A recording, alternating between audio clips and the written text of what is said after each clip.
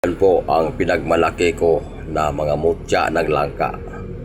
Ito ay may pagkakulay green, ito ay brown, at ito naman ay white and brown, no? Ayan, ginawa ko ng kwintas to. Ayan, dito may suloy pa, di ba? May suloy. Ito namang isa, puntik-puntik. Yan. Lahat magbablad, di ba? Yan, ayan, pala tandaan mo ang mutya na langka ay may buhay. Yan, may ano talaga yan, may puntik. Yan, yan ang pinagmalaki ko na kwintas ng mutya ng langka na tagapanghalina talaga. Nagsama-sama. Iisang puno lang pinagkuhanan nito.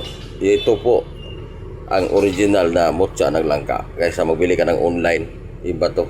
O, sila mo. Hindi gawa ng tao yan. O. Yan ang legit talaga mga mutya na langka ko na nakuha talaga sa loob ng bunga.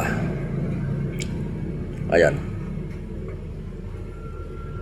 Ayan ang mga langka ko. Yan ang mutya ng langka na original talaga. Pag mayroon ka nito, ang bagal mong tumanda. Napakabagal mong tumanda ang mukha. Edad lang ang tumanda-tanda sa iyo, pero yung mukha mo ay mabagal kang tumatanda. Ayan. Yan po ang sekreto nito, kapangyarihan. At sa kapanghalina ito kung kahit anong gamit mong negosyo, mga lakad sa trabaho, pag-amo ito. Ayan. Yan ang mutya ng langka na original talaga. Na galing talaga sa bunga. Hindi ito basta pinulot-pulot na bato. Ito, oh. Yan.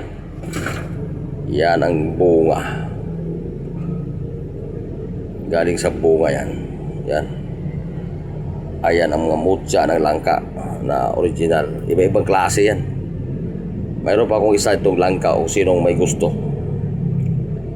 Sa langka ito, hindi ko na ikabit. Manipis. Tingnan mo lang sa Facebook ko bago kong kuha. Nasa mutya ng langka.